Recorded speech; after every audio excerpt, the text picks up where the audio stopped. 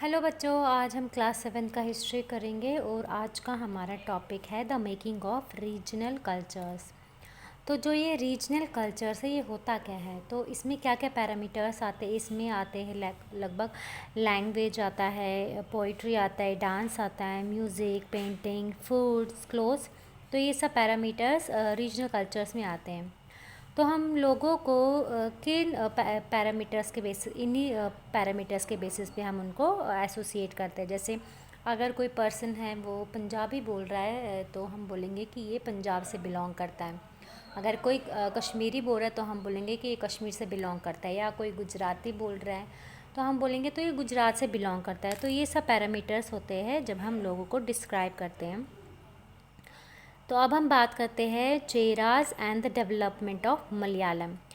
तो इसमें बताया गया है, एग्जाम्पल दी है कि कैसा कनेक्शन लैंग्वेज और रीजन के बीच में कनेक्शन इसमें बताया गया है।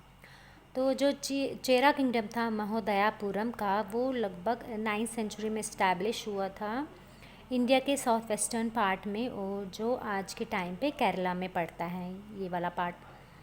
तो उस टाइम पे वहाँ पे उस एरिया में मलयालम बोली जाती थी, लैंग्वेज मलयालम वो बोली जाती थी।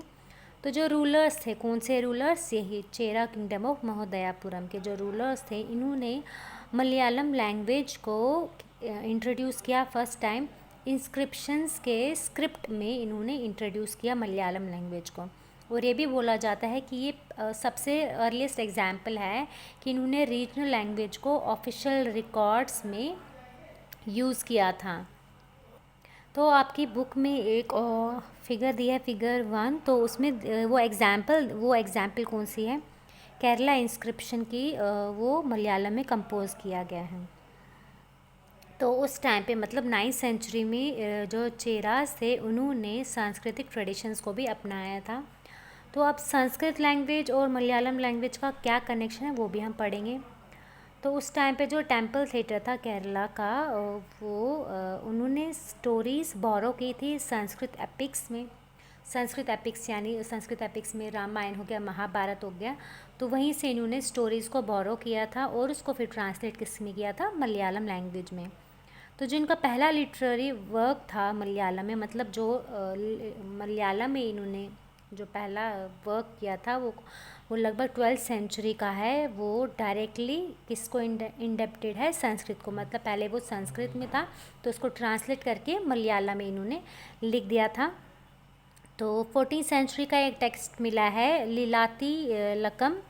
तो वो क्या है, वो ग्रामर और पोएटिक्स के रिलेटेड है। तो ये कंपोज किया था मनी प्रबलम में, ये लैंग्वेज थी।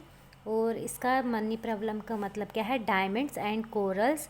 तो ये जो मनी प्रबलम है ये रेफ़र करता है दो लैंग्वेजेस को, एक संस्कृत को और दूसरा रीजनल लैंग्वेज को ये रेफ़र करता है। कौन सा, मनी प्रबलम। तो अब बात करते हैं जगन्नाथ कल्ट की। तो ये इसमें एग्जाम्पल दिया है, जो कल्ट था जगन्नाथ कल्ट, मतलब वुडन इमेज जो डेटी की होती थी उसकी पूजा की जाती थी। तो ये कहाँ पे शुरू हुआ था पुरी में, जो उड़ीसा में है। तो यहाँ पे क्या करते थे, जो लोकल ट्राइबल पीपल होते थे वो वुडन इमेज बनाते थे अपनी डेटी की। तो उनका क्या मानना था कि वो इनका लोकल गॉड है। फिर बाद में उसको लेटर आइडेंटिफाई कैसे किया गया कि ये विष्णु है। और ये भी बोला कि जो विष्णु है, ये जो जगन्नाथ जो है, इनको विष्णु से एसोसिएट किया गया था। मतलब बोला था कि ये विष्णु ही है, तो ये लॉर्ड ऑफ द वर्ल्ड भी हैं। तो 12th सेंचुरी में एक इम्पोर्टेंट रूलर आए थे गंगा डायनेस्टी के, उनका नाम था अनंता वर्मन, जिन्होंने डिसाइड किया कि वो टेंपल जो है परशुत्तमा जगन्नाथ पुरी में जो टेंपल है उसको इरेक्ट करेंगे, मतलब ठीक करेंगे। और एक और किंग थे लगभग 1230 में, किंग अनंगा भीमा थर्ड। इन्होंने क्या किया, अपना जो किंगडम है वो डेडिकेट किया था, अपनी डेटी को डेडिकेट किया था और प्रोक्लेम किया था। प्रोक्लेम करना यानी पब्लिकली उन्होंने डिक्लेयर किया था कि वो अपने जो गॉड है उनके डेप्यूटी है। कौन से गॉड, यही विष्णु के वो क्या है, डेप्यूटी हैं। तो फिर क्या हो गया, जो उस टाइम पे जो टेम्पल्स हैं उनकी इम्पोर्टेंस बढ़ने लगी। लोग वहाँ पे एज अ मतलब वो जो टेम्पल्स थे वो सेंटर ऑफ पिलग्रिमेज बनने लगे। उस टाइम पे टेम्पल्स की इम्पोर्टेंस बढ़ने लगी।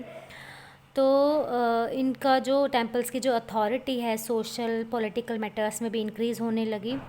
तो जितने भी रूलर्स थे, जैसे मुगल्स थे, मराठास थे, इंग्लिश ईस्ट इंडिया कंपनी थे, जिन्होंने उड़ीसा को कॉन्कर किया था, उन्होंने कोशिश की थी कि वो टेम्पल्स पे अपना कब्ज़ा करेंगे, मतलब टेम्पल्स पे भी अपना कंट्रोल गेन करेंगे।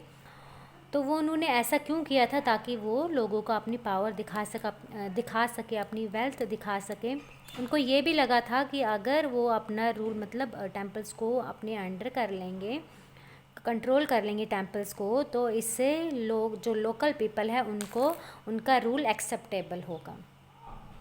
तो आज के लिए इतना ही, इसके आगे हम कल कंटिन्यू करेंगे। Thank you.